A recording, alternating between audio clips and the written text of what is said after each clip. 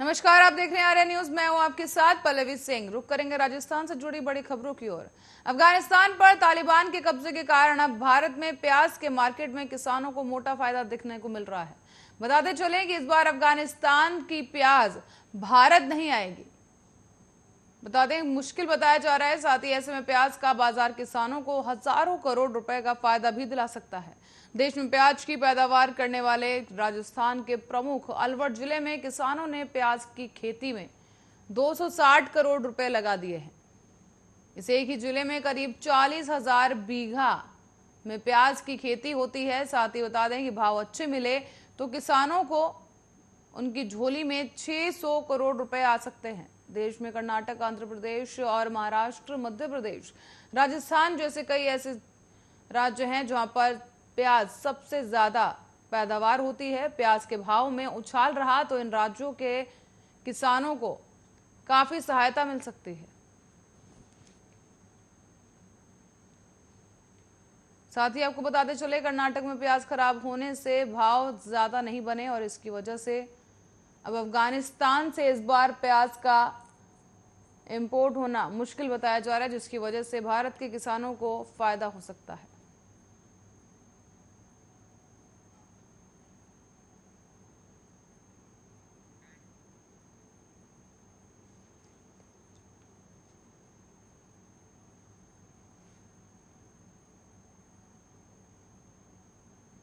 और इस बीच राजस्थान के अजमेर शहर में कथित तौर पर एक मुस्लिम फकीर और उसके साथी को कथित तौर पर पीट डाला गया है। बताते चलें, आरोपियों ने इस दौरान उससे और उसके परिवार के साथ साथ बदतमीजी की और पाकिस्तान चले जाने को कहा।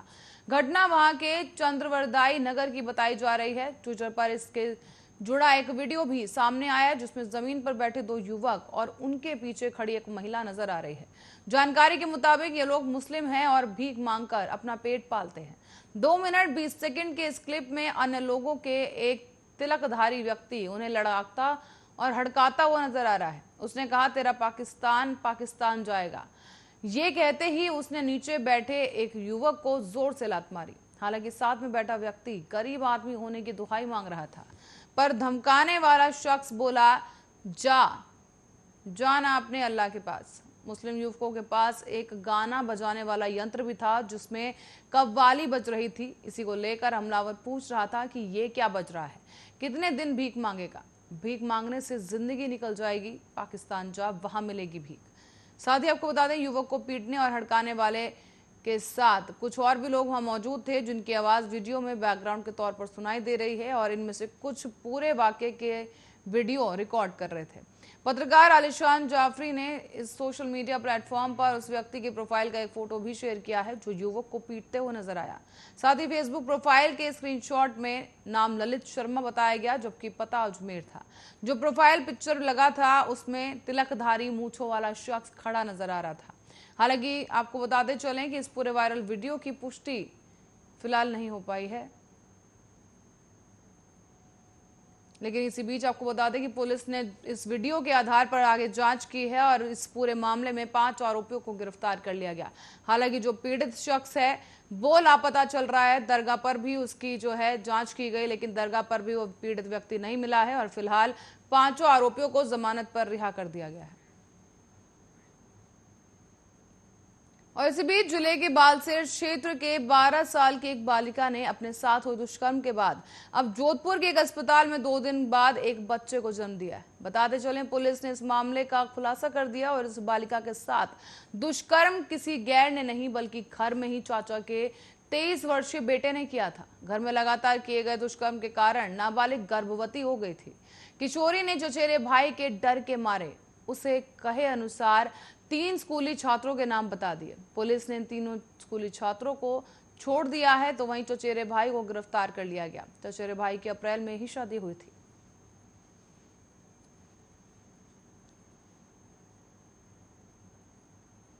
और राजस्थान में देश का चौथा ऐसा राज्य बन गया है जहां पर अब तक कोरोना के 4 करोड़ से अधिक डोज लगाए जा चुके हैं।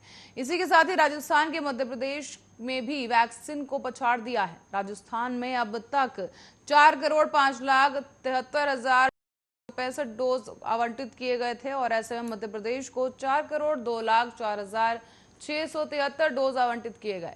ऐसे में राजस्थान में मंगलवार शाम तक 4,01,52,760 डोज लगाए जा चुके हैं। एक दिन में कोविन ऐप पर उसके अनुसार आपको बता दें कि 5,96,268 डोज लगाए जा चुके हैं। प्रदेश को अब तक 3,07,36,559 पहली डोज लगाई जा चुकी है। साथ ही 98,36,906 दूसरी डोज आवंटित किए गए, जिसके बाद ताजा आंकड़े अब आपको बता दें तो महाराष्ट्र में 5.4 करोड़ और गुजरात में 4.3 करोड़ डोज लगाए जा चुके हैं। प्रदेश में मंगलवार को पहली बार एक साथ करीब 10 लाख डोज लगाए गए और इसके साथ ही मंगलवार को कोविशील्ड की 8,90,610 डोज की खेप जो है राजस्थान पहुंची।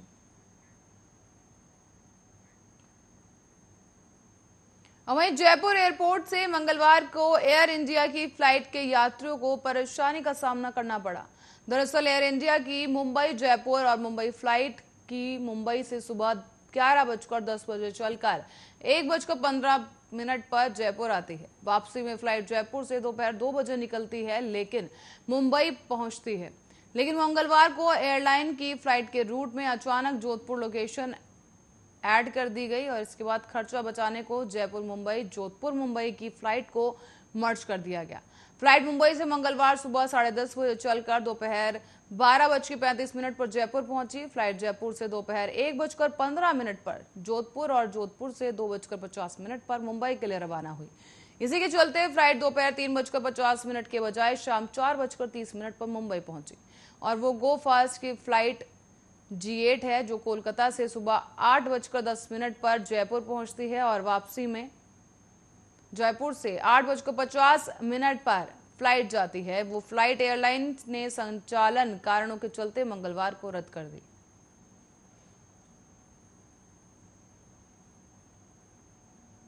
और राजस्थान में 1 सितंबर के सरकारी और प्राइवेट स्कूल शुरू हो जाएंगे, जहां पर स्कूलों में न सिर्फ अब बच्चों को दूर बैठाया जाएगा बल्कि स्कूल आने का समय भी अलग अलग होगा। 9वीं और 11वीं के बच्चों को सुबह 7:30 बजे स्कूल आना होगा, जबकि 10वीं और 12वीं के स्टूडेंट्स 8 बजे स्कूल आएंगे और दोनों की छुट्टी में भी आधे घंटे का अंतर रहेगा। माध्यमिक शिक्षा निदेशालय ने ऐसे ही नियमों की सलाह देते हुए सरकार को SOP यानी स्टैंडर्ड ऑपरेटिंग प्रोसीजर के प्रस्ताव भेज दिए हैं, जिसके चलते अब सरकार की स्वीकृति के बाद इन्हें जारी किया जाएगा। और राज्य सरकार ने पिछले दिनों कक्षा 9 से 12वीं तक के स्टूडेंट्स के लिए ऑफलाइन क्लासेस शुरू करने की घोषणा कर दी थी। हालांकि आपको बता दें कि 1 सितंबर से शुरू हो रही इन क्लासेस के लिए सभी सरकारी और प्राइवेट स्कूलों को SOP के पालन करना होगा। पिछले सेशन में भी स्कूल शुरू हुए थे, तब भी SOP जारी की गई थी। इस बार भी लगभग वैसे ही निर्देश दिए गए हैं। खास बात यह रही कि इस बार नियमों में फेरबदल किया गया है। अब 9वीं और 11वीं के जो छात्र हैं वो सुबह 7:30 बजे से 12:30 बजे तक स्कूल आएंगे, जबकि 10वीं और 12वीं के स्टूडेंट्स 8 बजे से 1 बजे तक के लिए स्कूल में रहेंगे।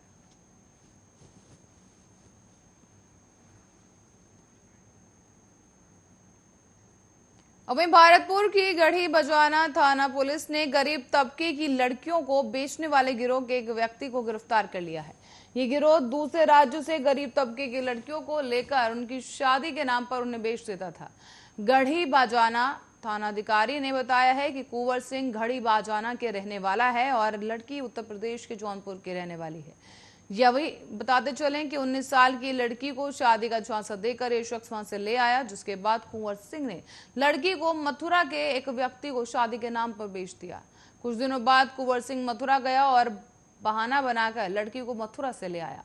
जैसे ही लड़की को इस बात का पता लगा, तभी लड़की के हाथ पर एक फोन लगा और उसने जौनपुर में अपने भाई को फोन किया और सारी घटना बताई। भाई ने गढ़ी बजाना थाना में पुलिस को संपर्क किया और उसने पुलिस को अपनी बहन का नंबर दिया, जिसके बाद पुलिस ने लड़की के मोबाइल की लोकेशन के आधार पर लड़की को कुंवर सिंह के घर से बरामद कर लिया है। लड़की को बरामद करने के बाद लड़की ने कुंवर सिंह के खिलाफ अपहरण दुष्कर्म का मामला दर्ज करवाया है।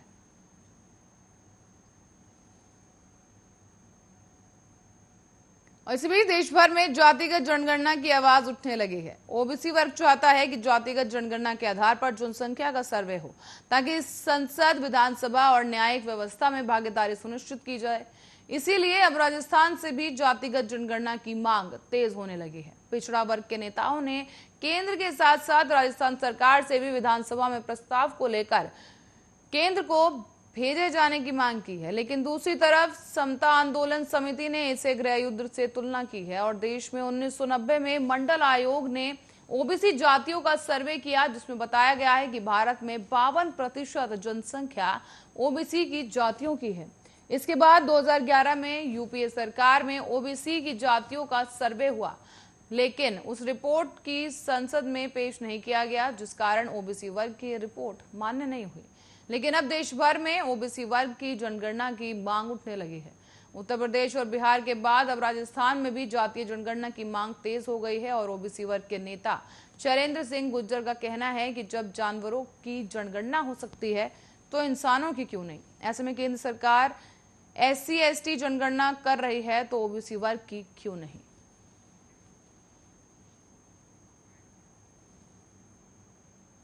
बात करें मौसम विभाग की तो मौसम हर दिन अलग अलग करवट ले रहा है। कहीं झमाझम बारिश होने लगती है तो कहीं अगले ही दिन तेज धूप लोगों के पसीने छुड़ा देती है।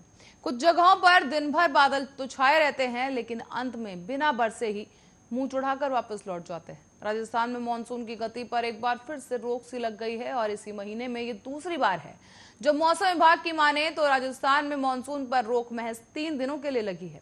इसके बाद एक बार फिर से काले बादल झमाझम बरसेंगे और मौसम विशेषज्ञों के मुताबिक राजस्थान के कई हिस्सों में सितंबर के पहले हफ्ते में भारी बारिश के आसार नजर आ रहे हैं। इसी बीच आपको बता दें, मौसम विभाग की वेबसाइट स्काईमेट के मौसम वैज्ञानिकों के अनुसार राजस्थान में इस बार का मानसून पिछले से कम समय का रहेगा। 3 दिन बाद 27 अगस्त से बंगाल की उत्तर पश्चिमी खाड़ी के ऊपर एक चक्रवाती हवाओं का एरिया बनने के आसार हैं। इसके चलते मानसून पर लगा ब्रेक खत्म हो सकता है और एक हफ्ते के आखिरी तक मानसून एक बार फिर से सक्रिय हो सकता है। मौसम विज्ञान केंद्र जयपुर के मुताबिक 28 अगस्त को मौसम शुष्क रहेगा, जबकि इसके बाद बेहतर बारिश के आसार जताए जा रहे हैं।